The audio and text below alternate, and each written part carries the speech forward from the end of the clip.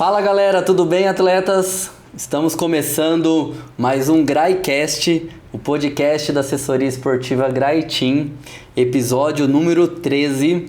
E hoje estou aqui com um convidado super especial. Eu, Gui, professor da equipe, além de professor, vamos dizer assim, empresário agora nesse posto aqui, Rodrigo, de apresentador. Então seja bem-vindo, Rodrigo. Vou dar um spoiler já. Nosso primeiro atleta sub-3 a vir aqui no podcast. Então é um prazer tremendo receber você aqui. Esse podcast que é feito de atleta para atleta, atleta amador. Então sinta-se em casa para compartilhar com a gente essa trajetória, esses desafios, todos os aprendizados que esse universo da corrida te proporciona, Rodrigo. Então se apresenta pra gente aí, vamos conhecer quem que é José Rodrigo Botelho. Legal, Gui. Obrigado pelo convite. Fiquei bem feliz com a iniciativa primeiro, né? E depois com o convite. Tive que pensar bastante na trajetória, né? Para ter o que falar, para saber o que falar aqui nesse papo e vamos lá. Vamos para cima então. Vamos lá. Meu nome é Rodrigo, sou editor de livros, trabalho com isso há muito tempo já, mais de 20 anos. Tem que tomar até cuidado, então, se eu falar alguma coisa errada, ele vai me corrigir o português aqui. Já corro há bastante tempo também, estou na GRAI desde 2018. 2018? Faz tempo já de GRAI. Quase 8 anos, né? Nem parece, passou rápido, mas já faz tudo isso que eu passou a pandemia com a gente, o desafio e tudo. Rodrigo, você está na GRAI desde 2018, são 8 anos aí praticamente. Desde quando você corre? Cara, eu conto de quando eu comecei a trotar, né?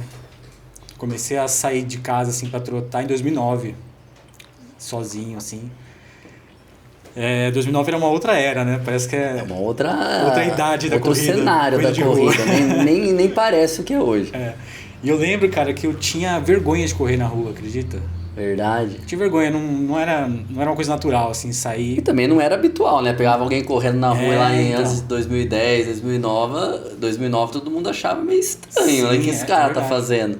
Eu lembro que eu tinha uma memória de criança que tinha um pessoal no bairro que corria, que organizava treino, fazia São Silvestre. Mas aquilo pra mim, quando eu era criança, era coisa de adulto, né? Eu via como coisa de adulto.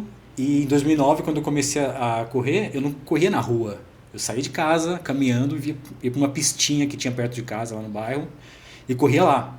Aí tinha lá meia dúzia de gato pingado correndo, fazendo e era o que tinha. Atividade física naquele local específico. Exatamente. Tipo, não era um parque, mas era uma pista para correr, né? Inclusive, essa semana eu estava escutando uma reportagem de um dos treinadores de uma assessoria de São Paulo, uma das mais antigas e também maiores.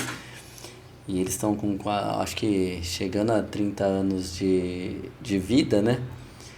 Ele falando que antigamente o cenário da corrida era totalmente diferente do cenário de hoje. Tinha poucas equipes, o sistema de planilha era totalmente diferente. Ele entregava aos sábados em mãos, depois em fax. Eu não sei se a galera que começou a correr agora percebe por que a gente chama isso de planilha. Sim. Porque a forma como a gente recebe treino hoje em dia não tem nada a ver com planilha. Não tem nada a ver. Hoje é totalmente automatizado. Era uma planilha. De Excel que você recebia por e-mail. Nós mesmo aqui da GRAI, eu comecei para escrever planilha em 2011, 12. A GRAI surgiu em 2014. Nós fomos com planilha de Excel mais ou menos até 2016. Olha isso. Foi uns 5 anos. E depois viemos com o primeiro aplicativo nacional, agora um aplicativo de forma universal aí já, né, global. E hoje ainda existe alguns treinadores que utilizam-se do método antigo, mas hoje já não é comum, né? Sim, eu não conheço ninguém que pegue treino por planilha ainda. Você chegou a fazer alguma inscrição de prova por fax ou por e-mail? Eu cheguei. Eu cheguei a fazer inscrição por fax já. Tinha aquela opção. Hoje é tudo aplicativo, né? Hoje você se inscreve pelo celular. Então, evoluiu bastante. Então, desde 2009, você começa a contabilizar a sua vida de corredor. Isso. Porque aí foi 2009, aí no fim de 2010, algumas pessoas do trabalho sabiam que eu que eu corria, né, de vez em quando, saía para dar esses trotes. E um amigo meu me chamou para fazer uma prova, o Léo. Meu amigo Léo que me colocou no mundo das provas. No mundo das provas da corrida. Era uma maratona de revezamento na USP. Ele montou um octeto, me chamou e eu fui lá fazer 5 km. E essa foi sua primeira prova primeira oficial, prova. Assim, 2010. Sim, fim de 2010. Fim de 2010. Aí eu fiz essa prova, gostei muito. Nossa, quando ele me chamou, fiquei super ansioso. Foi a do Pão de Açúcar ou não? Não foi. Era uma prova que não existe mais, lá na USP. Depois a gente fez Pão de Açúcar junto, né? Eu e esse meu amigo, a gente fez equipe lá também. E aí, isso foi mais ou menos outubro de 2010, e eu decidi que ali eu ia entrar numa assessoria. Aí no começo de 2011, aquela resolução de ano novo, né? Já entrei, já fiquei procurando assessoria, peguei uma, escolhi uma e entrei. E em São Paulo, né? Em São Paulo, a gente treinava na USP. Legal. Aí eu fiquei 2011 e 12 nessa assessoria e depois saí, né? Saí e fiquei treinando sozinho. A partir daí a minha relação com a corrida ficou muito esporádica, assim. Eu saía para correr muito de vez em quando mesmo, não era treino mesmo, não me considerava corredor. As pessoas me viam como corredor porque via você correndo. De novo, era uma outra era, né? Uma outra época. E é igual andar de bicicleta, né? Aprendeu a correr uma vez, não para mais. Lógico, com performance diferente, sim, mas você tem aquela memória, né? Sim, e as pessoas te associam a isso, né? Te veem correndo e associam a isso. Principalmente naquela época que tinha menos gente, muito menos gente correndo. Aí eu fui muito correndo de vez em quando até entrar na Gra em 2018. Mas em 2014 também eu lembro que eu entrei numa iniciativa muito legal da USP mesmo, da Faculdade de Educação Física lá, Esporte. Eles tinham um projeto de pesquisa, tinha uma professora que tinha um projeto de pesquisa sobre corredores amadores. Gente comum assim que corria, que tinha um hábito de correr. Aí eles chamaram professores, funcionários e alunos da universidade para participar desse projeto. E aí eu entrei e era muito legal, cara, porque era multidisciplinar mesmo, pelo fato de estar dentro da universidade. Eles conseguiam usar toda a estrutura, então assim, ia fazer exame de sangue nas pessoas que participam do projeto. Vem o pessoal da biomedicina para participar, para fazer a coleta, para fazer os exames. Era muito legal mesmo. Só que aí nessa época, o projeto era de 1 ano. Assim, era uma assessoria de corrida, você não pagava nada e a contrapartida era eles usarem os seus dados, as suas informações para o projeto de pesquisa. Participar do estudo. Exatamente. Era o cobaia do estudo. Isso, E aí era para durar 1 ano, eu fiquei mais ou menos 6 meses, porque assim, a gente vai falar disso mais para frente também.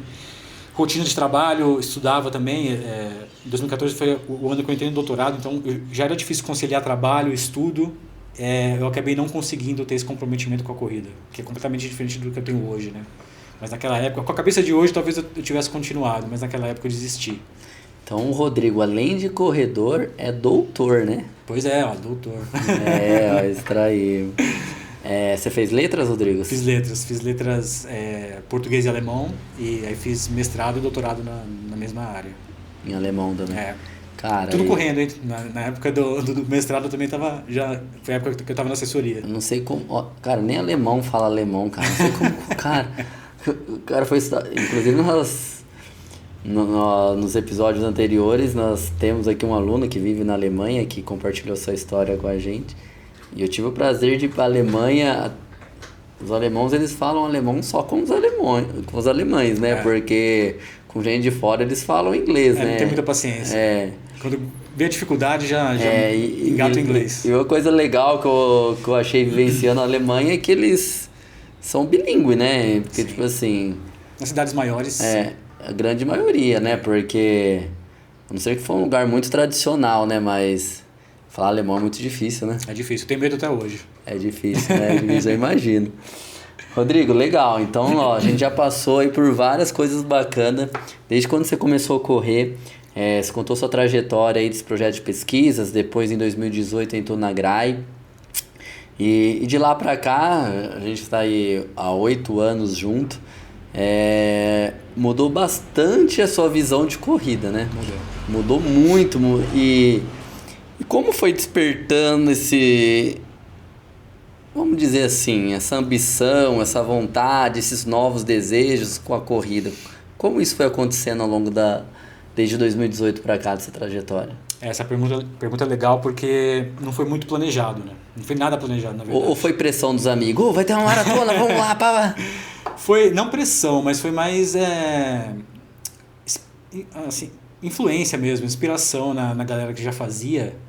Isso ajudou também, porque eu entrei em 2018, treinava, fazia os treinos certinho ali, Levava a sério. cumpria a planilha, mas não era uma coisa, não era o comprometimento, esse comprometimento que eu tenho hoje, né, com a corrida.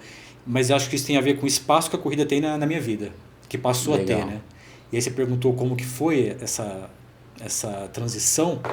Por isso que eu digo que não foi nada planejado. Eu comecei a treinar mais, comecei a me interessar mais, observar as pessoas e aprender a não perder treino, aprender mesmo a importância de não pular treino, porque você sabe que não pode, mas entre saber e fazer outra outra realidade, né? tem um abismo. E eu acho que foi isso que fez diferença. Porque quando eu percebi, eu já estava correndo mais forte. Muito, muito mais forte do que quando eu comecei. Não só de quando eu comecei, até 2021 ali, aí tem a pandemia, né? Eu acho que a pandemia também foi um marco aí, porque foi muito difícil, né, pra gente sair de casa para treinar, ficava meio paranoico de sair, de fazer alguma coisa, treinar sozinho, a equipe tinha parado, né, de fazer atividade coletiva, como todo mundo. E aí... Muita informação chegando, não sabia o que era verdade, o que era mentira. Até que ponto você pode fazer, até que ponto você não pode. Rua, Muitas pessoas com opiniões totalmente opostas. Sim, né? Aquela guerra de narrativa mesmo. Sim. E eu acho que eu consegui manter um pouquinho do treino, e aí quando a gente voltou pro coletivo, pros treinos coletivos, eu já estava bem, já estava me sentindo bem e sentindo que eu podia avançar mais. Então foi muito, não vou dizer que foi de repente, né? Teve um processo. Foi natural. Mas foi natural, não foi... Não, agora, esse ano, não foi uma resolução assim, esse ano eu vou baixar esse pace e vai ser meu ano, sabe? Não foi assim. O fato de você criar essa disciplina foi mostrando para você que as coisas seriam possíveis. Eu acho que foi assim. Entendeu? Foi muito progressivo mesmo. E como era o Rodrigo antes dessa, vamos dizer assim, você falou os períodos que você correu, o período que você ficou ausente da corrida, mas como você se sentia antes, sem esse compromisso com a corrida? É uma coisa que eu também tive que ir admitindo aos poucos, assim, o tamanho que a corrida tem na minha vida. Eu antes não achava que era assim, que era só uma atividade que eu fazia de vez em quando, e era mesmo, né? Quando eu entrei na Grai, eu continuei com essa cabeça um pouco ainda, não era muito presente, eu perdia, não era muito assíduo em treino coletivo, fazia muito treino sozinho, e aí conforme a corrida foi crescendo dentro da minha rotina, aí eu fui ficando mais presente nos treinos coletivos, mais assíduo com o pessoal, e isso hoje para mim é muito importante, né? De estar lá com todo mundo. Por mais que você encontre as pessoas e cada um faça o seu treino, não treine junto, às vezes você treina sozinho, mesmo estando no treino coletivo, mas o fato de estar lá, de reunir todo mundo já é importante para mim, para minha rotina. E qual que é essa importância na sua vida hoje? O que isso complementa na sua vida? É isso, ficou muito grande. Eu considero que eu consigo levar com leveza, acho que é outro assunto, né? A pressão que você se coloca quando você começa a falar de performance, quando começa a falar de pace, do sub 3, você pode dar uma pirada nessa pressão que você mesmo se coloca numa coisa que você não é obrigado a fazer. Não é obrigado a fazer. Então não faz sentido, né? Então são os dois lados. Eu consigo levar isso com leveza, mas ao mesmo tempo é inegável que a corrida cresceu na minha vida. Eu fui percebendo isso aos poucos também. E a importância que tem hoje é que eu sinto falta de verdade quando eu não estou fazendo, por algum motivo. No ano retrasado eu tive uma lesãozinha, tive que parar por um mês, acho que até mais de um mês, e é decisivo, sabe? Em tudo. Parece que é clichê falar nos efeitos que tem no seu humor, em como você organiza o seu dia. Para mim faz falta isso, faz falta acordar cedo, fazer o treino, isso dá uma organizada na minha rotina, sabe? No meu dia, no meu humor. Flui melhor. E às vezes a gente tem problema com família, trabalho, e essas coisas são muito permeáveis, né? O problema de uma área entra na outra. Agora, quando eu tô treinando, não tem isso. Uma coisa que eu fui obrigado a pensar também, pensando nisso, no tamanho da corrida, que a corrida tem na minha vida, eu me obriguei a pensar nisso e observar mais. Quando eu tô treinando, não tem problema que entre ali, sabe? Quando eu tô lá, quando eu encontro... Você se blinda, você tem mais capacidade de resolver os problemas, É isso. de solucionar ali um momento, né? E ajuda pro pós, ajuda pra como você vai lidar com aqueles problemas no restante do seu dia, no restante da semana, enfim. Porque assim, todo mundo tem problema, todo mundo tem situação adversa, todo mundo precisa resolver conflitos, independente de temas e de áreas. E você vê na corrida um gás extra, um alicerce, sei lá, uma segurança, vamos dizer assim. Eu não faço só por isso, Sim. eu faço porque eu gosto, eu tenho prazer naquilo. Mas é orgânico essas coisas, né? Isso, não é que eu faço, eu não faço por obrigação para me livrar de problema, para esquecer problema, não saio de casa para correr para esquecer problema, faço porque eu gosto, mas tem esse efeito. E é inegável, eu tive que lidar com isso também, de aceitar que a corrida tem esse papel na minha vida, tem esse tamanho na minha vida. Às vezes a gente escuta, né? Às vezes quando a gente não pratica, a gente não tem essa dimensão, né? Sim. Igual você falou, eu fui obrigado a pensar a respeito. A pensar sobre isso, a entender sobre isso.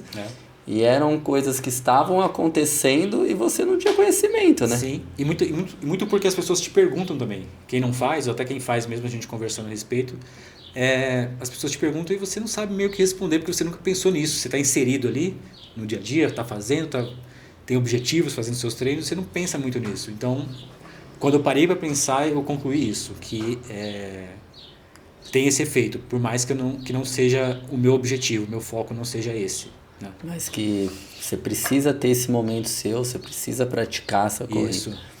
Legal, Rodrigo. Uma coisa bem legal que você falou é que no período de pandemia você procurou se manter ativo. Sim. E de lá para cá a gente criou vários... A pandemia, de uma certa forma, foi bem legal, porque principalmente pra gente da assessoria, que fez a gente repensar o modelo de negócio, fez a gente criar coisas novas, desafios novos, pensar nos alunos de uma forma diferente. E, por exemplo disso é o desafio de férias que a gente tem todo ano, veio lá da pandemia. Veio daí, né? E quando a gente está num período de férias e a gente mantém ativo, quando a gente recomeça o ano, a gente recomeça bem melhor, né? A gente começa já numa performance melhor, se sentindo melhor. E você falou que quando você voltou da pandemia, que você voltou a treinar coletivamente, você estava se sentindo muito bem, aí veio a vontade de buscar o seu melhor, né? Sim. Buscar a sua performance individual. Uhum. E antes da pandemia você já tinha feito maratonas ou não? Não. Eu me inscrevi para a primeira maratona em 2019, no fim de 2019. Aí era sorteio, né? Fui sorteado, faria maratona em 2020.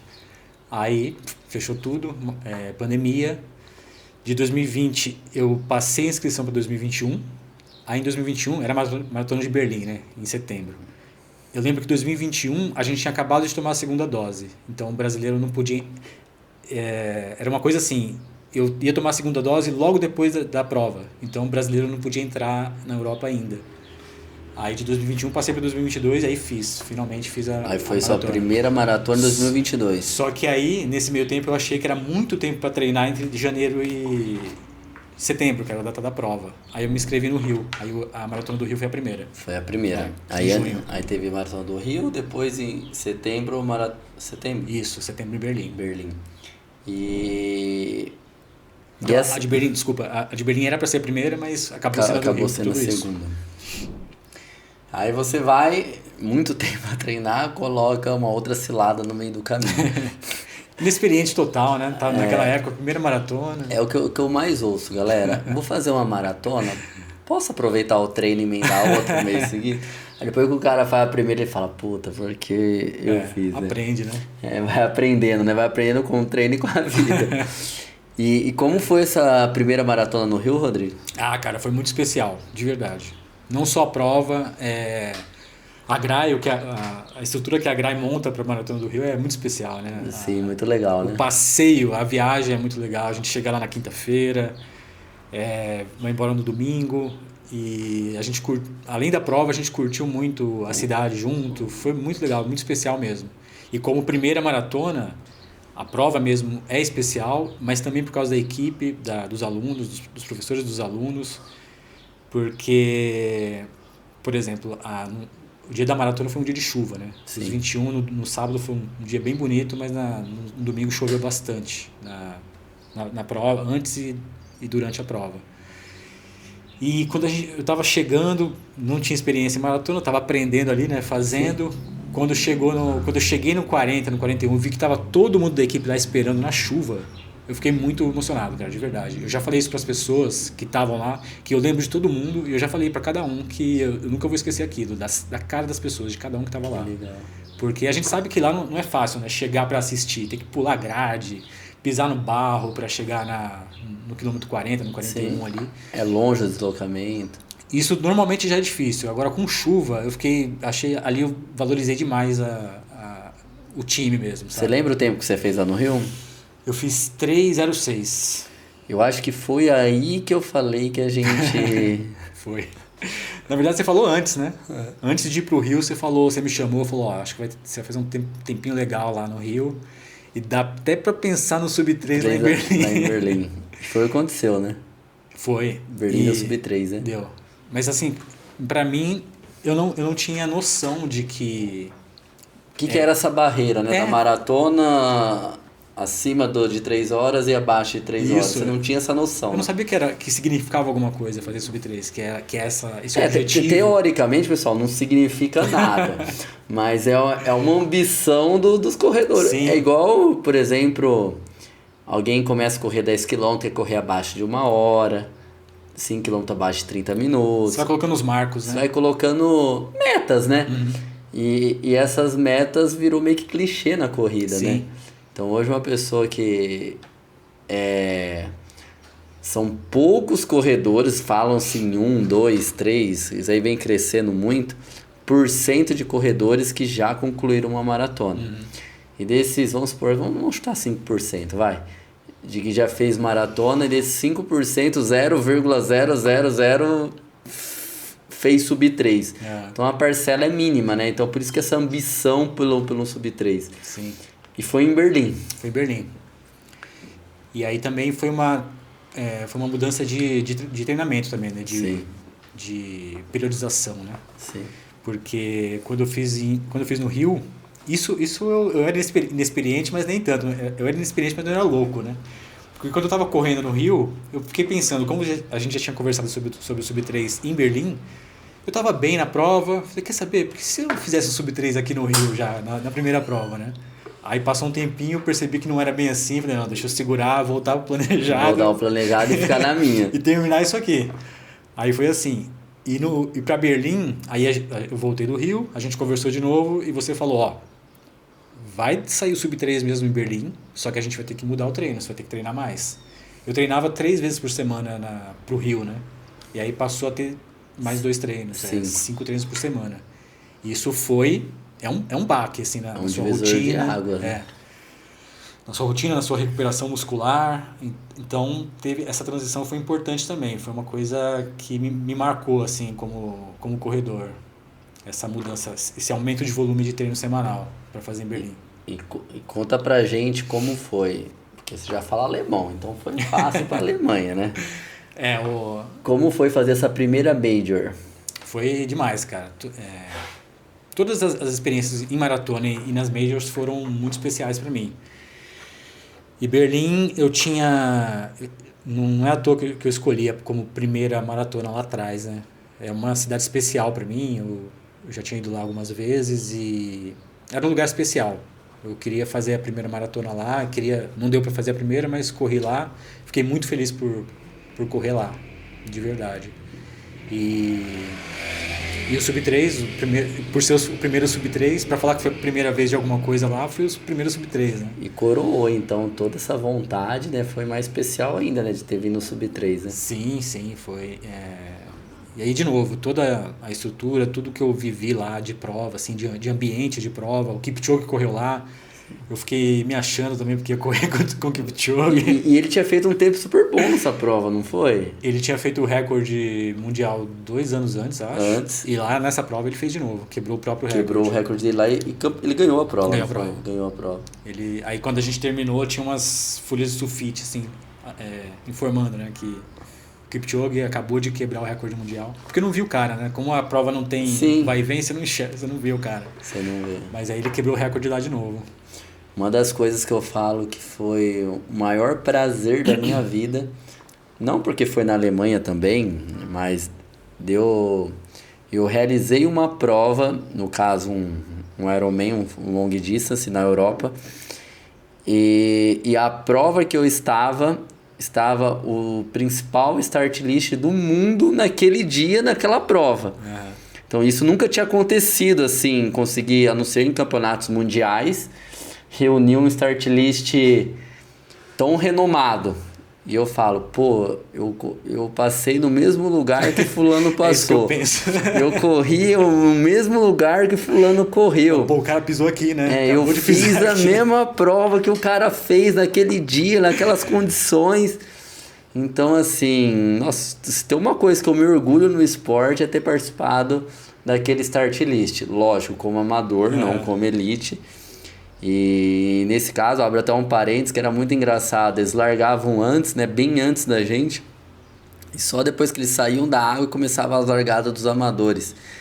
E assim, igual uma criança ali na transição, olhando o cara montar as coisas. Eu não acreditava, eu só vejo esse cara pelo Instagram, essa mulher pelo Instagram. Aí vendo eles saírem da água, pegar a bike, era de brilhar os olhos, assim, né? Pra essa criança quando tem o primeiro contato com o doce, sabe? É super-herói mesmo. Né? Entendeu? Aí pra mim, nossa, foi muito especial. E eu falei, eu não sei se algum dia da vida eu vou ter... Não é nem questão de oportunidade, é questão de ter sorte mesmo, de todo mundo estar naquela prova, naquele ano, naquele dia. Sim. Porque ainda mais hoje, né? Que você tem uma demanda de prova muito grande, né, Rodrigo? Então, hoje o atleta profissional, ele escolhe a prova que ele vai. Antigamente, não, só tinha aquela, né? Hoje... agora a montagem de calendário deles é bem... tem bastante possibilidade, né? Bastante possibilidade. Cara, que legal. Veio o Sub-3 aí em Berlim. Isso em 2022. 2022. Aí, né? O que acontece? Você faz um Sub-3, abre outras possibilidades, né? Sim. Aí... Como que é isso? Antes você só corria por fazer uma atividade, depois por prazer, e você falou que quando começar a pensar em performance, começa a ter uma pressão pessoal também, um compromisso a mais. Como você lida com isso? Aí eu acho que eu consegui lidar legal, porque quando você faz essas coisas, você começa a chamar um pouco mais de atenção também, né? E aí a pressão já não é mais só sua. A pressão começa a vir externa, né? Você começa a ouvir muita coisa. Ouvir ou às vezes absorver coisas que... Se você não se blindar minimamente ali, você pode se perder, eu acho. E agora, passado esse tempo, eu já consigo dizer que eu consegui lidar bem. E tá tudo bem, né? Se não vir um Sub-3 ou vir um Sub-3, tá tudo bem. Tudo bem de verdade, assim. Você sabe, eu não prometo nada pra ninguém, sem vou lá, faço quietinho. Faz na sua, não se dá a pressão, né? Não. Porque uma coisa é você se colocar em pressão, né? Às vezes a gente vê muitas pessoas se colocando em situações de pressão que não tem porquê, né? Até porque... A corrida não é seu ganha-pão, né? Não é só profissão, é um lazer, né? Quando é sua profissão, quando você está falando do que você faz para ganhar vida, já é complicado você absorver pressão. Sim. Agora, quando você faz isso pelo seu hobby, porque é meu hobby. Sim. Agora, por que eu vou ficar absorvendo essas coisas negativas, essa pressão externa? Para quê? Qual é o objetivo? Não faz sentido para mim. Deixa de ser saudável, né? Total. E não deveria fazer sentido para ninguém, né? Eu acho. Porque as pessoas se colocam em situações de pressão porque quer. E depois às vezes não consegue sair, né? Aí começa a se frustrar, começa a deixar de ser prazeroso. E às vezes até problemas mais sérios, né? Se adoecer, abandonar. Como a gente já viu situações como essa. Aí em 2022 fechou a Maratona de Berlim, vem 2023. O que veio no desafio aí?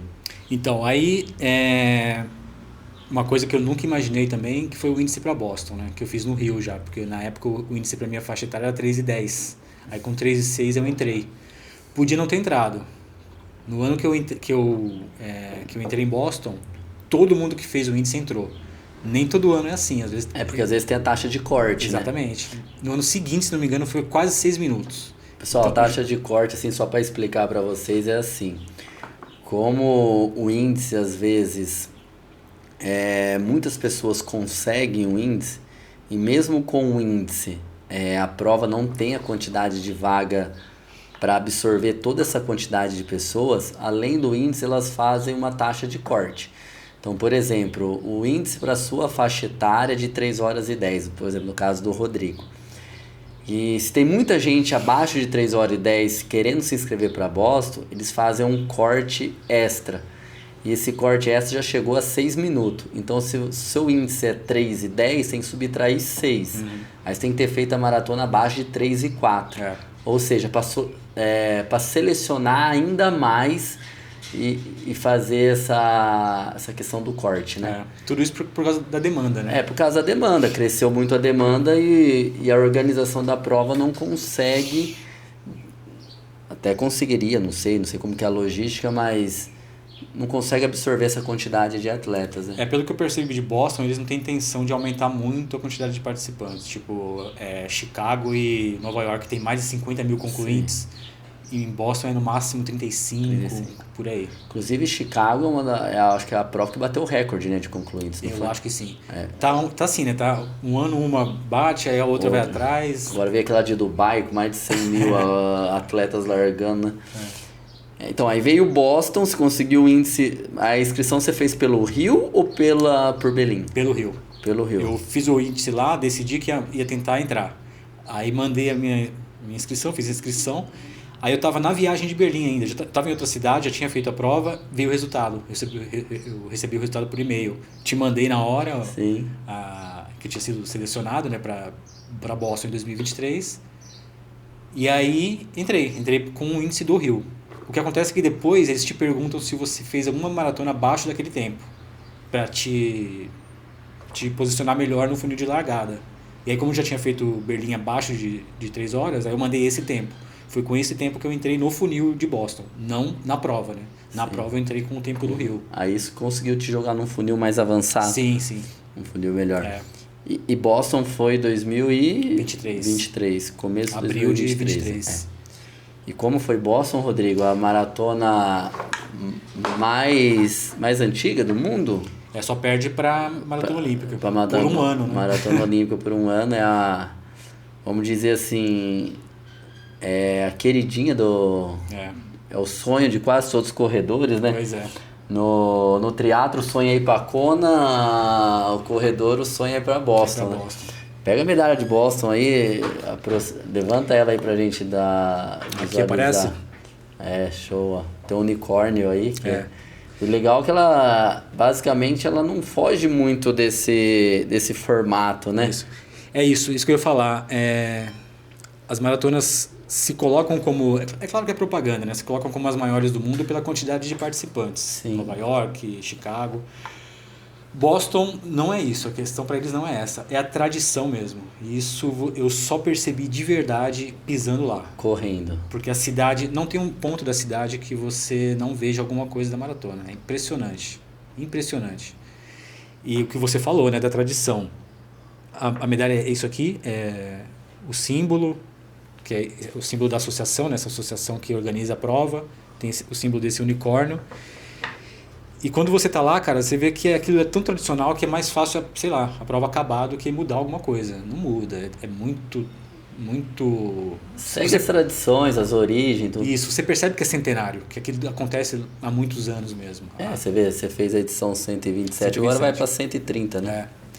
E quando você tá lá, você percebe o tamanho daquilo.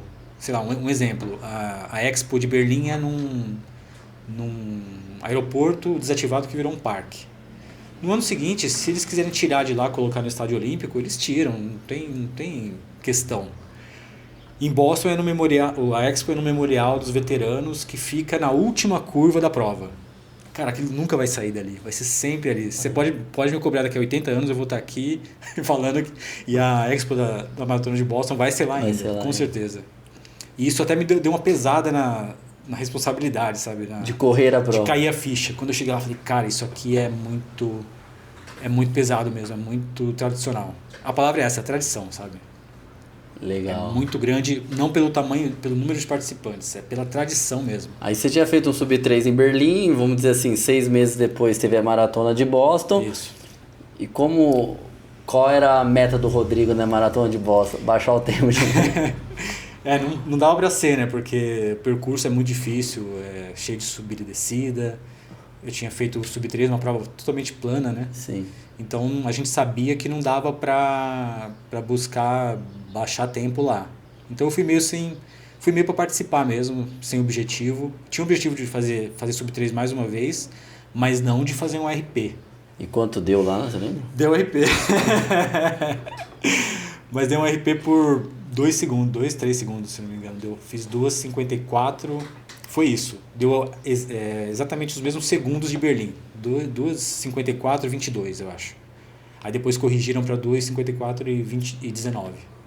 Legal. Então o RP foi isso. Você vê que em 6 meses, pessoal, teve sim uma melhora porque ele participou de uma prova com um percurso muito mais desafiador, mantendo a mesma performance, entendeu? Mas mais treinado, né? Mais treinado também. Com aquela periodização que a gente já fazia para Berlim, só que com mais tempo de treino. Não adianta, se você mantiver aquilo, você vai avançando, né? Mesmo que você não mude o treino, você vai estar mais preparado se você fizer tudo. Legal, Rodrigo. Aí veio Berlim, Boston, 2 Sub-3, 2 provas da Major, uma das principais do mundo. Aí qual foi o outro desafio de maratona aí? Aí você vai se empolgando, né? Aí depois de Boston, eu não sabia que tinha um mundial de Age Group. Acho que o Ironman tem também, Tem né? também. E aí eu recebi esse convite para participar de Chicago, que era em outubro, por esse mundial do Age Group. Então você não ia participar de sorteio, nem de índice, e você ia como convidado mesmo para participar desse mundial, que é por faixa etária. E é uma disputa mesmo dentro das faixas etárias, né? Você tem os vencedores por faixa etária, tem um jantar. Para o pessoal entender bem isso, é que existe um campeonato anual de maratonas, é um campeonato mundial de maratonas para amador. E você se classifica nesse mundial tendo uma performance, eu não sei se é só de Major ou se é de qualquer prova do mundo, eu não sei falar. Tem uma lista de provas, não é só Major. Existe uma lista de prova que te classifica para esse mundial se você tiver o índice, ou seja, os melhores de cada categoria estão. Isso. E aí eu me qualifiquei para esse mundial e você teve com o tempo de Boston. Com o tempo de Boston, você classificou para o mundial e você teve a sorte do mundial ser numa prova de Major também. Também, e que eu não tinha feito ainda, né? Que você não tinha feito ainda. Aí eu aproveitei esse barco, já fiz a inscrição de Chicago também por esse ou seja, você correu 2 provas numa única, né? Você correu a prova de Chicago e a prova do mundial numa única corrida. Foi bem legal também participar disso. E essa medalha aqui não é a medalha de finisher de Chicago, é a medalha de participação do mundial. Então ela é diferente, que legal. E aí, como eu te falei, tem os campeões por faixa etária, tem um jantar, uma cerimônia para receber o troféu, para receber uma medalha especial. Mas, cara, é insano, assim. Na minha faixa etária, 40-44, 2 horas e 30. Para brigar pelo pódio é 2 horas e 21. Não é nem o vencedor, é pódio. 2h21. 2h21 hoje no Brasil, pessoal, é um atleta profissional. Então é como se fosse um amador profissional. Então, assim, pra mim foi especial participar, mas nem imagino pisar nessa área. Como foi a sua performance lá nesse Mundial no Chicago? Chicago aí a gente já tinha um objetivo, né? Já tinha a meta de chegar lá. Era mais ousado, porque já é uma prova plana, né? Teoricamente, né? Aí isso que é engraçado, né, Gui? Porque a gente faz essas provas, é fora do país, a gente gasta uma grana, investe tempo e dinheiro nisso, né? E aí você pensa, poxa, vou chegar lá e arriscar de fazer alguma coisa que eu não treinei para de repente não conseguir terminar a prova e voltar frustrado? você pondera isso, mas você também pensa que não tá lá para passear, né? Então, eu acho que foi a prova que eu dei o meu máximo mesmo, assim, de performance, foi em Chicago. E a gente tinha traçado uma estratégia assim. A gente conversou, você falou... Eu fiz uma prova, a Run the Bridge, né, em São Paulo, como preparação para essa maratona, um mês antes. 2 meses antes, eu acho. Uma prova de 30 km, bem parecida com a prova de Chicago, plana, mas com as subidas ali das pontes, a ponte estaiada no final. Então você falou, legal, vai ser bem legal para a gente se preparar para essa prova. Vamos tentar fazer abaixo de 2 horas, a prova da Run the Bridge. Tá bom, vamos lá. Aí eu fiz a prova em 2 horas e 9 segundos. Falei, pô, Gui, não deu, né? Aí você falou, não, tá perfeito, tá ótimo. Lá tem as subidas que não tem em Chicago, vamos embora. Tinha mais 1 mês e meio, 2 meses para treinar. Sim. Treinei mais, chegamos para Chicago com a mesma meta. Você falou para mim, vai lá e faz esses 30 km abaixo de 2 horas. Depois a gente vê. E aí isso que é importante, né? Maratona é muita experiência, né? Quando você tenta performar em maratona, você precisa da experiência mesmo. Sim. Com aquela cabeça do Rio de Janeiro, eu não ia conseguir lidar com isso. Eu passei no 30, eu passei com 2 horas em Chicago com quase 31 km. Então ali, para mim, já tinha batido a meta. E aí a cabeça também dá uma baixada, assim, dá uma jogada para baixo, pensando, pô, o que eu vim fazer aqui eu já fiz. Agora, só que ainda tinha mais 12 km, né? Sim, 11, mas Aí foi a primeira vez que eu cheguei perto de bater no muro ali. Senti bastante depois do 32, 33. O pace baixou um pouquinho, mas o resultado final foi ótimo, assim. Fiz em 2:47, quase cravado, 2:47:01. Completamente fora de qualquer coisa que eu imaginei quando eu fiz a inscrição lá para Berlim, por exemplo. Nunca imaginei que... Cogitou correr nessa velocidade uma maratona. De verdade, nunca imaginei que aquilo tivesse ao meu alcance, sabe? Quando eu via corredores amadores fazer aquilo, para mim era muito fora da curva, assim, muito Não era real. Não. Se tornou real com você, né? Quando eu fiz ali, eu me emocionei de verdade. Esse mundial tinha uma tenda VIP ali, né? Depois que você terminava a prova com comida, tenda climatizada, ajuda bastante. Fui pegar minhas coisas lá, sentei numa cadeira e chorei de soluçar, sabe? Sentei lá sozinho e fiquei chorando um tempão lá por causa desse resultado. Quem vê o Rodrigo na dele, sério, não pensa que ele chora, não.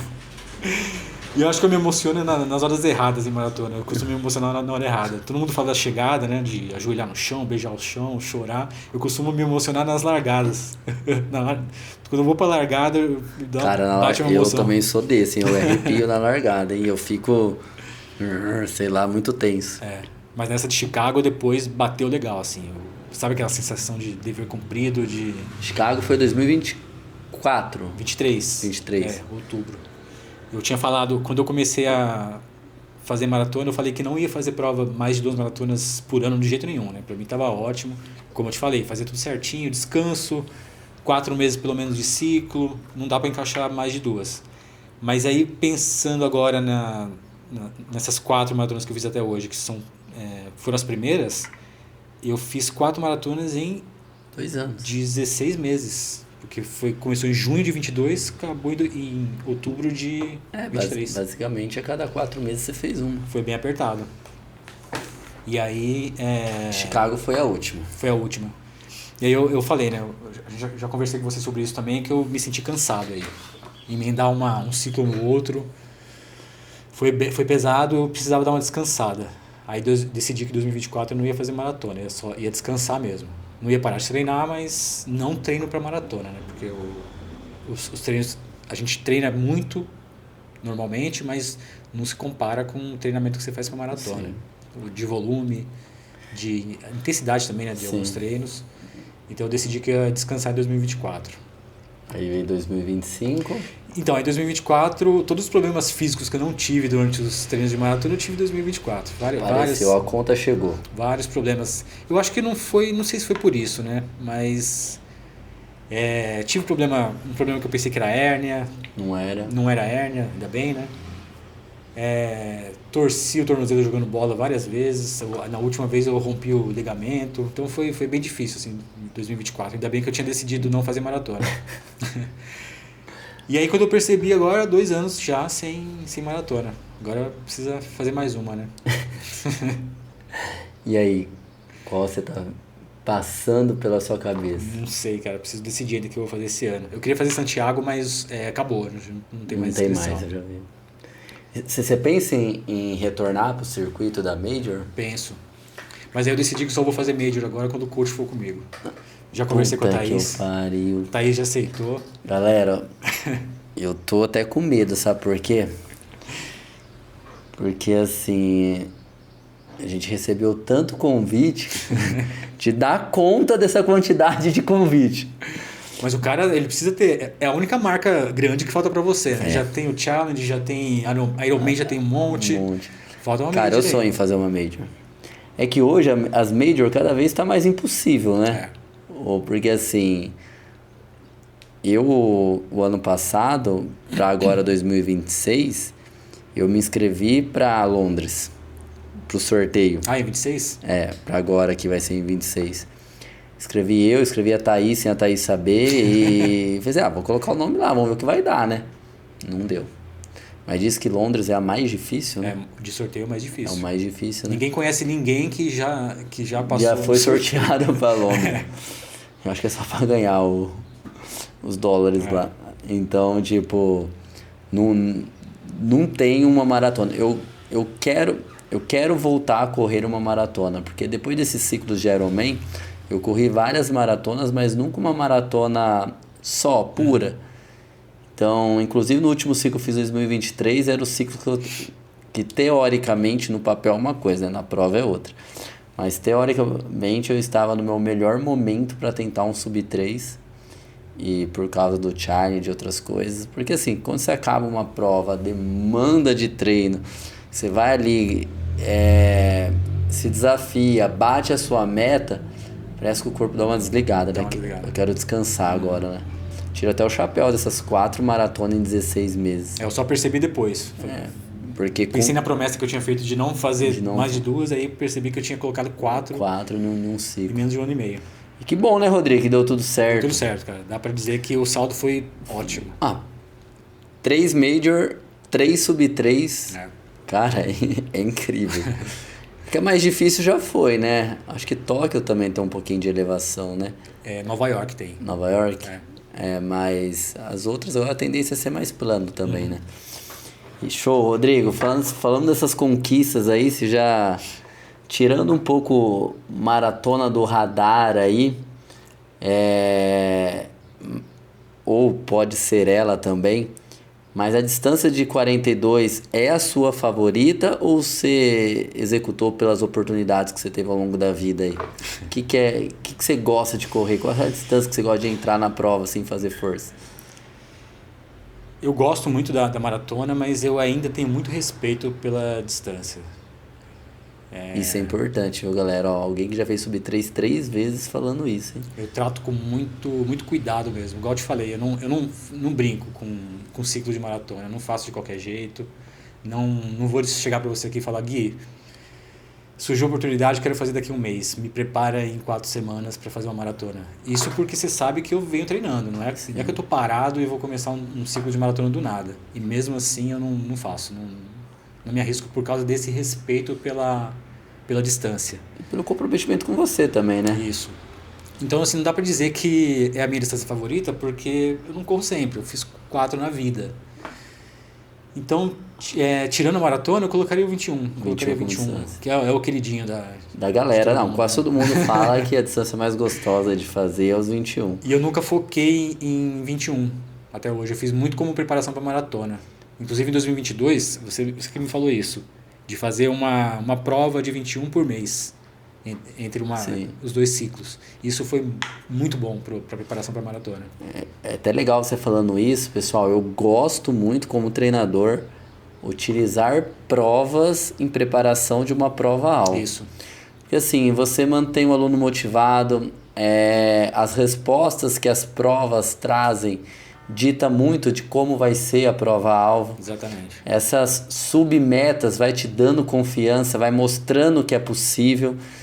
E também você coloca o aluno em situação de prova, né? Na prova, geralmente, você se entrega um pouco mais, né? Você entra em ritmo de prova de um jeito que você não consegue fazer em treino. Que não consegue fazer em treino.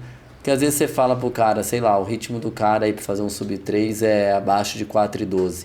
O cara correr 4,12 sozinho é difícil, cara.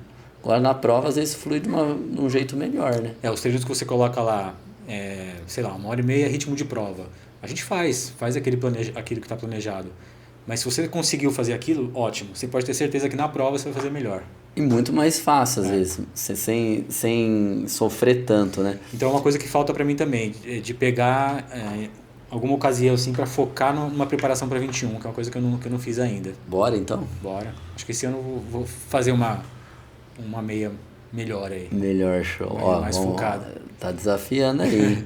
E aí, isso que eu falei do respeito, né? Porque é uma coisa, acho que é um reflexo também do crescimento da corrida, né? Sim. O crescimento da corrida tem vários aspectos para se olhar, eu acho.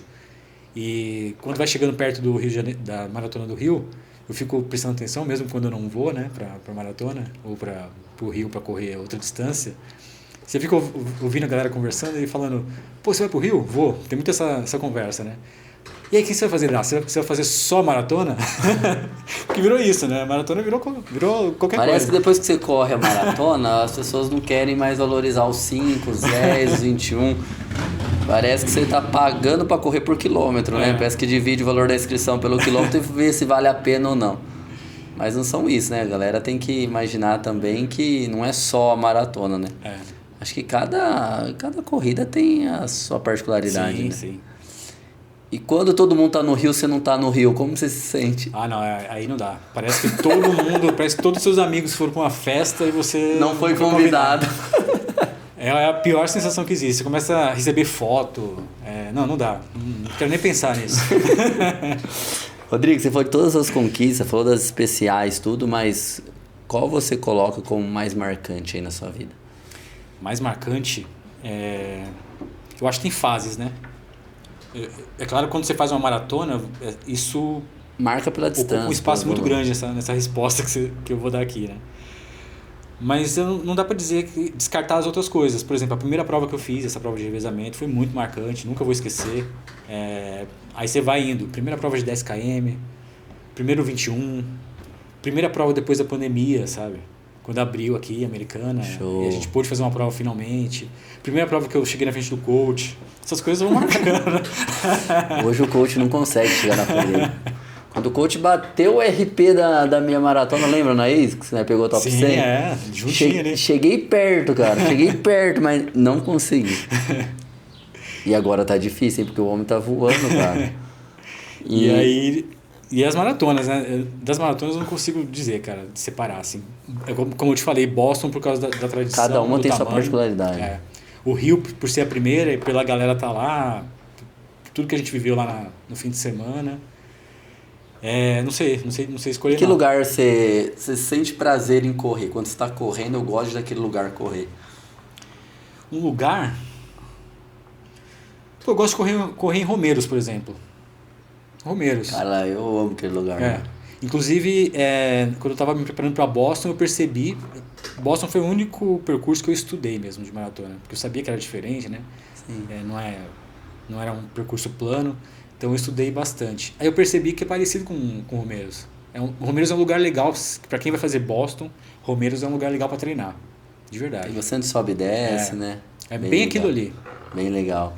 E o lugar mais bonito que você já correu na vida, assim? Bonito? Acho que eu não corri em lugar muito bonito até hoje. Mas vou escolher Berlim pela importância assim, da cidade. Eu gosto muito da cidade, né? Legal. Isso de te falar que eu me emociono na hora errada. Quando eu fui para Berlim, eu tava fazendo aqueles treinos, teve uns 2, 3 treinos lá antes da prova, né? Já na cidade. E eu fui treinar num parque que é bem na largada, no Tia Gata. Fui à noite. Aí entrei no parque, assim. A largada de Berlim é bonita porque é uma avenida muito larga que desemboca numa rotatória. E ali eles meio que dividem, as pessoas estão divididas e juntam ali naquela rotatória para seguir. E nessa rotatória tem um obelisco, assim, com uma imagem dourada em cima. E quando eu estava fazendo esse treino dentro do parque, essa estátua apareceu no meio das árvores, assim. Aí bateu, fiquei arrepiado ali, cara. Fiquei emocionado de ver essa imagem dentro do parque antes da prova, fazendo um treino, sabe? Então, Berlim tem pontos que eu acho bonitos, assim. É uma cidade que eu gostei de correr, gostei muito de correr lá, de fazer essa prova por causa disso. Show. E que cilada você achou desafiadora, que você se meteu, que achou mais desafiadora aí? Boston. Boston. Boston por causa da logística, né? Porque Boston, a prova não é dentro da cidade de Boston. Ela chega só em só Boston. termina lá. Começa a 42 quilômetros de lá, né? Você passa por 7 cidadezinhas antes de entrar em Boston. Não chega em Boston. E essa logística, eu não estou falando da organização, é tudo um reloginho. Tudo funciona muito bem nos horários que eles determinam, da forma como eles falaram que ia ser. Tudo funcionou muito bem.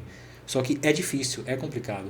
A minha largada... O deslocamento, o tempo de espera, tudo. A minha largada acho que era 10 da manhã. Pô, aqui a gente está acostumado a largar às 5h30, então 10 da manhã é moleza. Só que às 6 da manhã, 6h30, você já tem que estar no ônibus para embarcar para a largada. Muito tempo esperando muito tempo esperando, desgaste, muito frio. Então foi sofrido. São umas coisas que a gente tem que tomar cuidado quando a gente vai correr em outros locais que a gente não conhece, outras cidades. Estudar também essa questão da logística, da temperatura, do tempo que você vai ficar ali esperando, para manter também hidratado, alimentado, para conseguir desenvolver uma boa prova, né? Você fica muito tempo esperando, né? Rodrigão, o que você gostaria de fazer, pensando no futuro, assim? Quais lugares você tem vontade de correr? Ou gostaria de saber, você falou que tem vontade de fazer um 21 bem feito, treinar para um 21. Sim. Gostaria de fazer mais distância, menos distância, bater um RP, correr num determinado lugar que você gostaria de conhecer. O que você gostaria de fazer o futuro da corrida, assim? Ou fala assim, o que você sonha em fazer com a corrida, assim? Distâncias maiores eu não tenho vontade, não tenho essa ambição de ultra, né? Mas eu queria melhorar tempo em maratona também. Eu consegui melhorar em todas, né? Desde a primeira, mas quando eu fiz Boston, eu achei que eu tinha batido num teto ali. Eu achei que não ia passar daquilo. Tava meio difícil, assim, de imaginar uma melhora.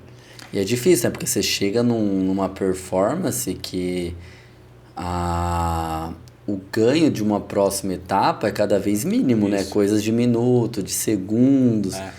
Então é diferente você sair de uma maratona, por exemplo, de 3h30, correr um sub-3, são 30 minutos. Sim. Depois que você fez um sub-3, o gap vai cada vez ficando mais curto, né? E aí, assim, o objetivo da primeira maratona para a segunda era reduzir 7 minutos, né? Para fazer o sub-3. Sim. Aí eu reduzi 12 minutos da primeira para a segunda. Da segunda para a terceira, em Boston, foram 3 segundos de melhora. Sim. Foi aí que eu achei que eu tinha batido num teto. Aliás, apesar, né, na verdade, de que eu parei no banheiro em Boston. Deu um problema intestinal lá, tive que parar em Boston. Tive que dar uma... se fosse ver, era pra ser, então, põe 1 minuto a menos, 2 minutos. Foi por aí. E aí eu achei que ali ia ficar por ali mesmo, não tinha mais muito objetivo. Aí deu uma empolgada no ciclo de Chicago, aí, tirei de novo 7 minutos. Aí empolguei, achei que agora acho que dá pra continuar melhorando. Show. E, assim, de lugar para correr, eu tenho muita vontade de terminar o circuito, né, das Majors. Então, Estados Unidos falta Nova York, Europa falta Londres e Tóquio, né? E agora Austrália, né? E aí todas essas novas Majors, Xangai, que vai entrar também, Cidade do Cabo, Sydney, tudo tenho vontade de correr, tudo eu faria. Se der para fazer, eu faço. Se der para fazer. Show. Mas é isso, de objetivo é isso aí. Rodrigão, agora a gente vai entrar num negócio que você, no começo da gravação aqui do podcast, no início aqui desse episódio, você relatou pra gente que você aprendeu com a corrida e aprendeu a pensar a corrida, o efeito que a corrida causa de uma forma diferente, que talvez antes você não tinha essa visão. Cara, e um dos motivos de de você ser o nosso convidado aqui são vários, tá? Primeiro, tudo isso que aconteceu em 16 meses com você, acho que você nunca... Isso aconteceu de forma orgânica e natural, acho que você nunca sonhava com isso. Não.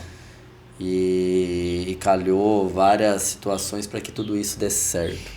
Então esse foi um dos motivos.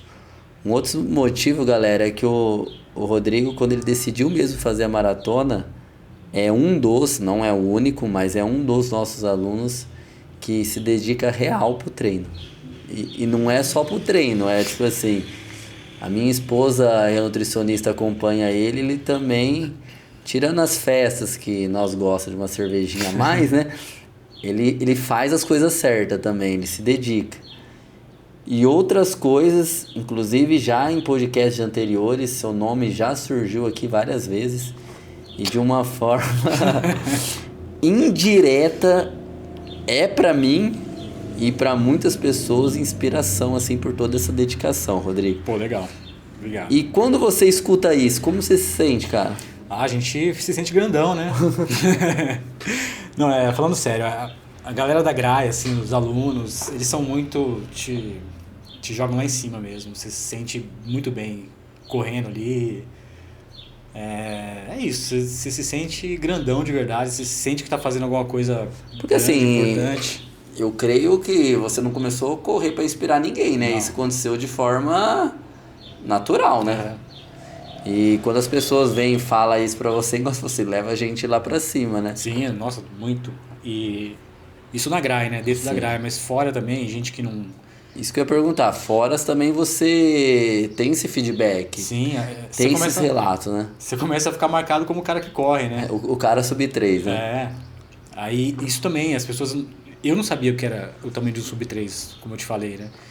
E aí você tem amigos meus que não correm, que não fazem atividade física e vem me falar disso, cara. Vem falar de sub-3, porque foi tentar saber o que é, né? O que é, o que aconteceu. E aí vem falar comigo, vem conversar comigo. Começa a saber o tamanho de Boston, da maratona. E eu percebo que você vai despertando esse interesse nas pessoas, né? Você vai gerando interesse, vai aumentando essa cadeia de interesse de corredores. Exatamente. Cara, que legal. Tá vendo? Isso é muito legal. É sensacional, né? Muito orgânico, natural, né, cara? Você despertar esse interesse, você, de uma forma que você nunca imaginava, inspirar outras pessoas, até sair do sedentarismo, ou começar a praticar a corrida. E hoje a corrida é o esporte que mais cresce no mundo, um dos mais praticados, né?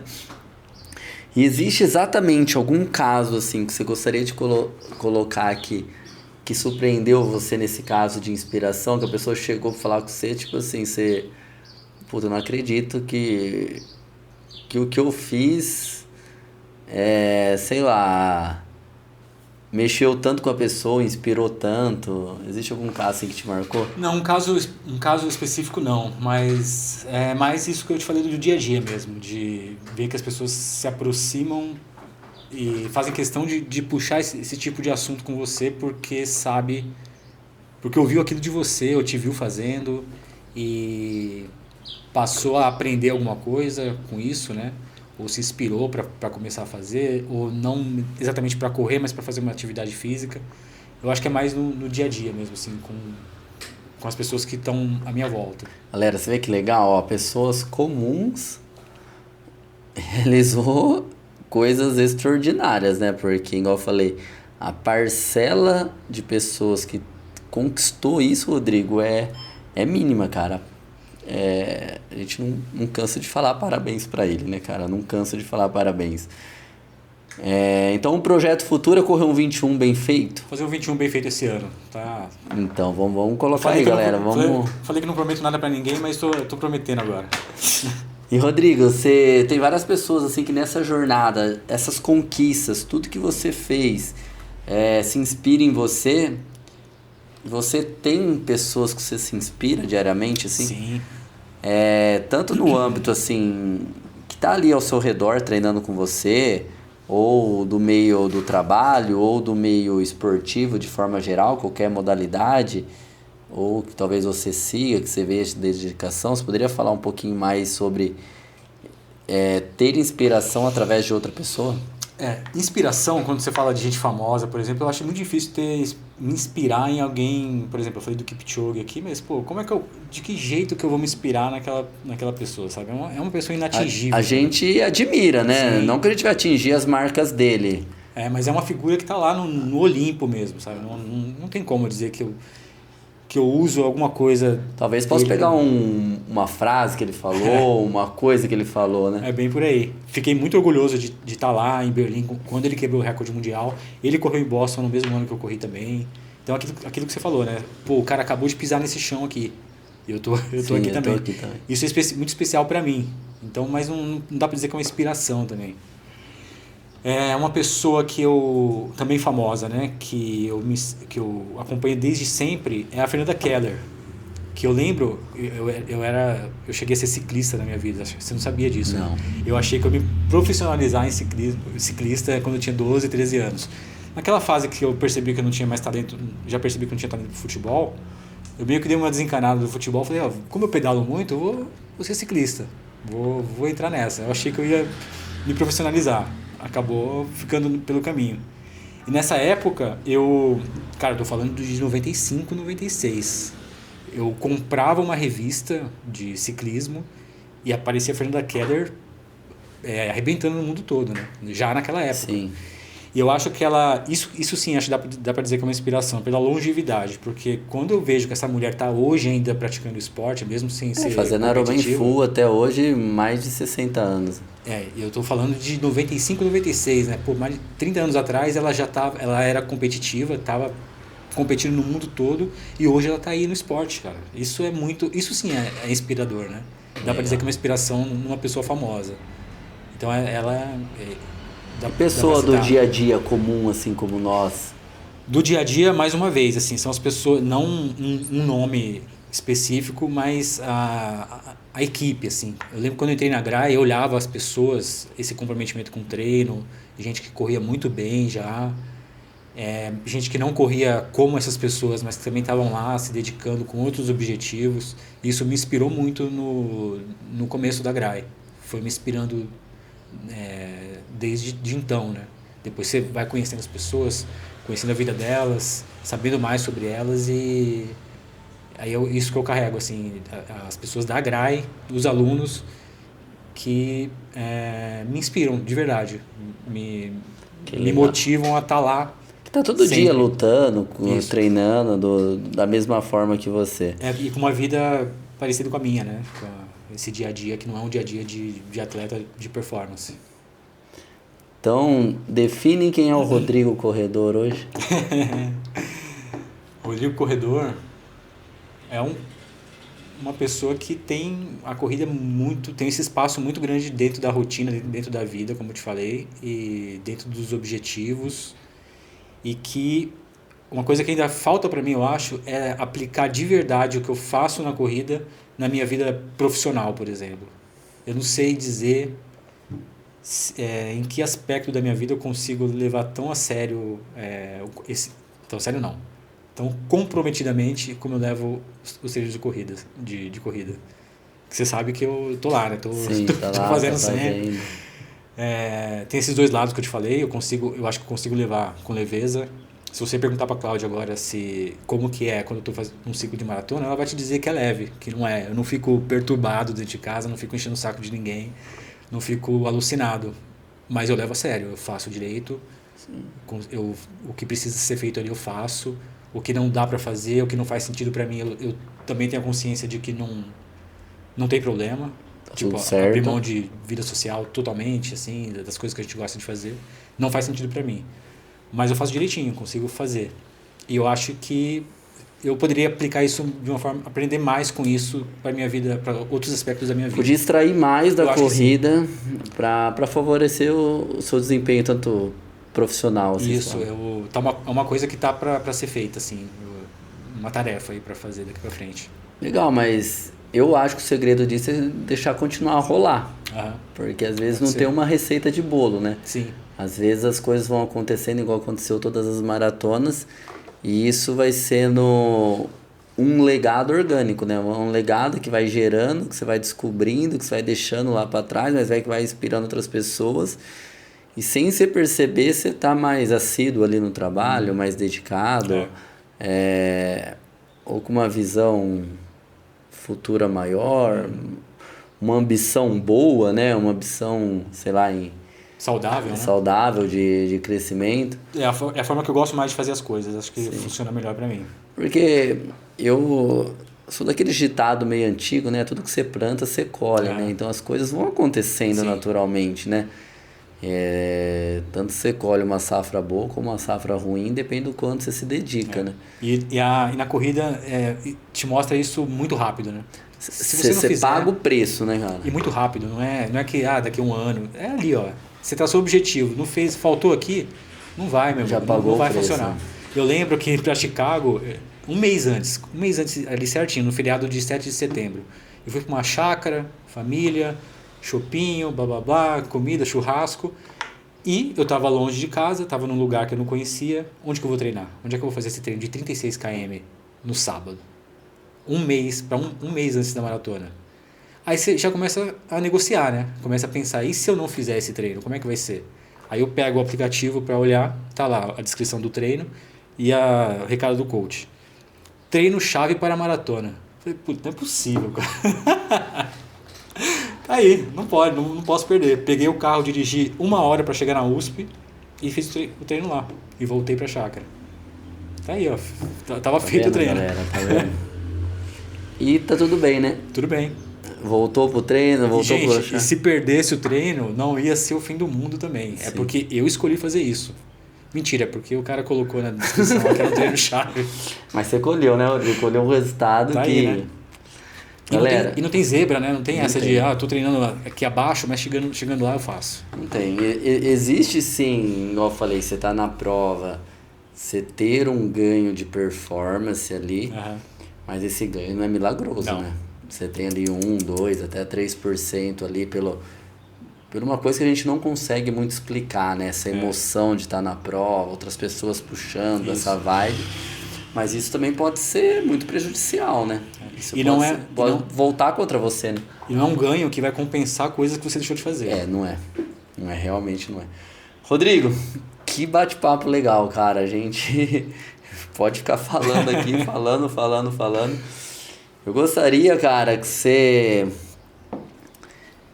deixasse uma mensagem para essa galera que busca performance, cara. Eu vou afunilar agora essa mensagem, que nos outros episódios a gente deixa uma mensagem meio aberta aí pro pessoal incentivar ou motivar. Mas hoje a gente vê as pessoas bastante gente buscando performance, e às vezes a gente vê uma cobrança muito grande. Às vezes a pessoa querendo jogar a cobrança pro outro lado, tanto do lado do treinador, do lado da família. A família não me ajuda, o treinador não é bom, a nutricionista passou coisa errada, um médico não pediu o exame certo. E a gente vê que o básico bem feito dá resultado, né? E assim, essas pessoas que buscam performance hoje, que buscam subir 3 numa maratona, que é um feito, vamos dizer assim, possível para todo atleta amador, mas difícil de ser alcançado, porque precisa de uma dedicação, de uma virada de chave. Que mensagem que você deixa para essas pessoas que busca performance, que quer buscar um sub 3? Pessoas que eu falo são corredores amadores, que quer performar. Porque quando a gente fala de performance, a gente já muda um pouquinho o cenário ali. Lógico, você tem o benefício da atividade física e tudo mais, mas a gente já está falando de, igual você falou, de um volume maior de treino, como administrar isso. Então, como pensar? Qual é a mensagem que você deixa para essa galera? Eu nem tinha pensado nisso, mas é o que você falou, né? Primeira coisa é não tentar jogar responsabilidade para ninguém. Sim. É um absurdo você querer culpar professor, treinador, nutricionista. Essa equipe você tem que ver que é para te ajudar. Se você não tiver ali com esse pensamento de que as pessoas estão para te ajudar, já está errado de saída, né? E a partir disso, assumir a responsabilidade e treinar, meter a cara mesmo, ver se você quer, né? Se você quer mesmo fazer isso, se faz sentido para você. É como eu te falei, esse papo que a gente está tendo aqui de fazer tudo certinho, Possivelmente seria um pouco diferente se tivesse com a nutricionista aqui na frente. Mas eu tento também. Agora, tem algumas coisas que eu sei que ainda não fazem sentido para mim. Pode ser que faça um dia, eu sei que faz sentido para outras pessoas, de abdicar de certas coisas, mas não faz sentido para mim. Agora, eu não vou cobrar da minha nutricionista um resultado que eu sei que tá ali. Aquele limiar, aquela cereja do bolo que tá faltando, tá nessas coisas que eu não tô abrindo mão. Aí eu vou colocar a culpa na nutricionista, eu vou cobrar alguma coisa dela, isso não existe, nunca existiu. Eu nunca tive esse papo com nenhuma nutricionista que eu tive. E não tenho hoje ainda. Então é isso, assumir que não é fácil, você vai ter que abrir mão de algumas coisas, e você vai se esforçar mais.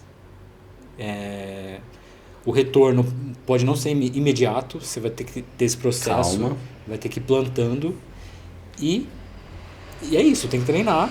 E como eu falei, é a forma como eu gosto de fazer as coisas, de ser mais orgânico, como você disse, no passo a passo, com calma, tranquilidade, sem pressão, sem prometer nada, sem dizer, eu vou fazer, blá blá blá. Eu falo, né? Colocar a mão no bolso e tirar todo o peso que você tem no bolso, né? Não carregar peso, né? Não é mula, né? Pra ficar carregando peso e absorvendo essa carga desnecessária. Porque já é difícil. Se você começar assim, não tem condições. E da minha parte, da minha personalidade é isso, de ser no passo a passo, de ser devagar, sem pressão. Pra você ter uma ideia, eu falei que eu comecei a trotar em 2009. A minha primeira meia maratona foi em 2019. Eu tava na grade. 10 anos depois. Eu tô dizendo que você precisa esperar 10 anos para fazer uma meia maratona, de jeito nenhum. Mas para mim foi assim. E por que eu não fiz um 21 antes? Porque eu não quis. Não fazia sentido, estava bem ali correndo 10 km, participei do projeto nesse meio tempo, não tinha ambição de fazer 21 km. E no dia que eu quis fazer, eu fui lá e fiz. E comecei a fazer as distâncias maiores. Então acho que é isso, cara. Essa forma que eu vejo funcionar melhor. Pelo menos para mim é isso. Se eu puder aconselhar alguém para entrar nessa, seria dessa forma. Cara, e que conselho, viu? Porque vindo de um corredor, às vezes o professor falando, às vezes parece clichê, né? Parece que é uma lição de bolo, que tá falando para qualquer uma pessoa. Mas eu sempre não canso de falar isso, porque nos últimos anos isso foi muito real também na minha vida. Eu passei por uma preparação de hot muito intenso, onde eu me dediquei muito. Eu me abdiquei de algumas coisas porque eu quis, que não me faz falta. Uhum. Por exemplo, desde álcool, açúcar, até algumas festas que eu deixei de ir. Eu ia só um pouquinho. Mas foi porque eu quis, tive um retorno muito legal. E depois que eu finalizei esse projeto, eu tive uma virada de chave na minha vida, que eu não consegui mais performar do jeito que eu performava antes, mas foi por opção própria e tá tudo bem, galera. E você entende o que tá acontecendo com você. Leve. Né?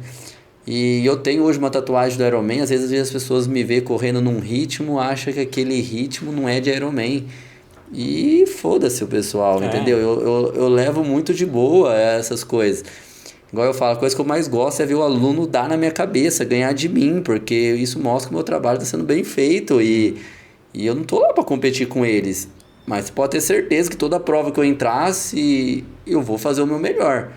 E se eu tiver a oportunidade de ganhar, eu vou ganhar, entendeu? É isso aí. Eu não vou fazer menos ou mais porque é fulano, eu vou fazer o que eu consigo. Cara, eu entendi isso perfeitamente. Rodrigo, na hora que eu entendi isso, cara, uma coisa que eu já amava praticar, hoje eu gosto muito mais.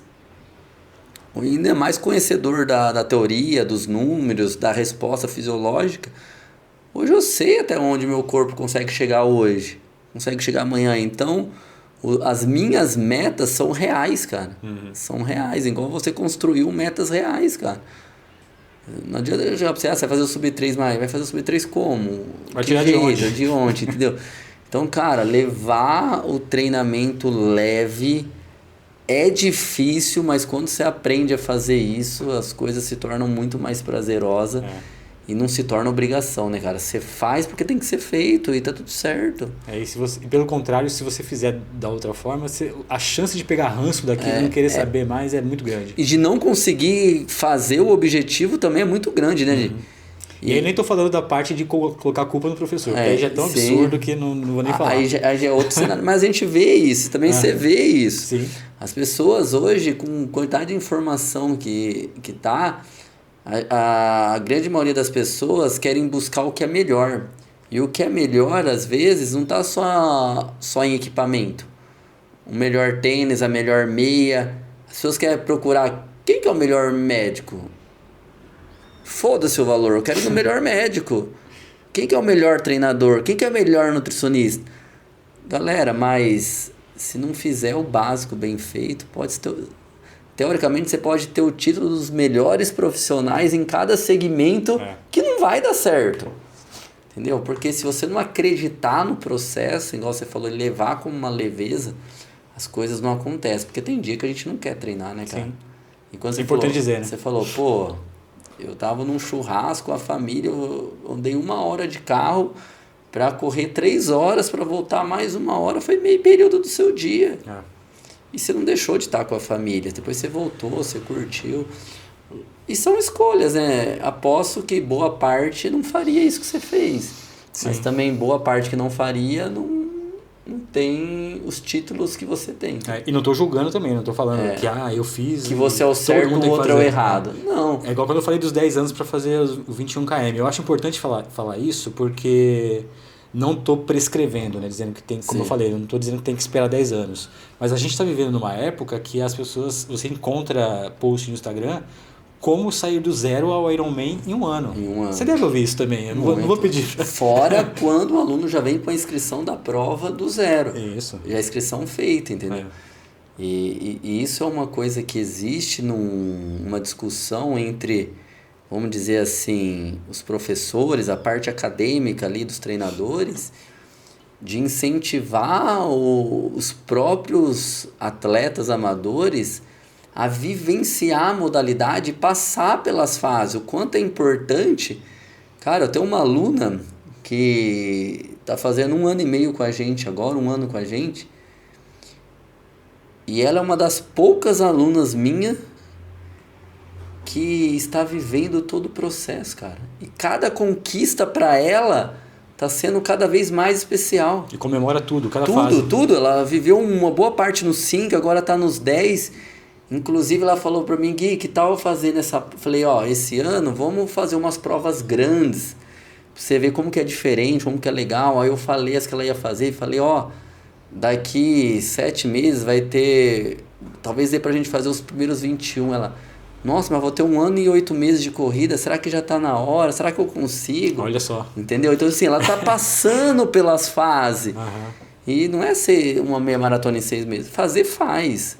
Mas o fazer por fazer não é uma coisa que... Eu sempre bato nessa tecla, deixar um legado, né, cara?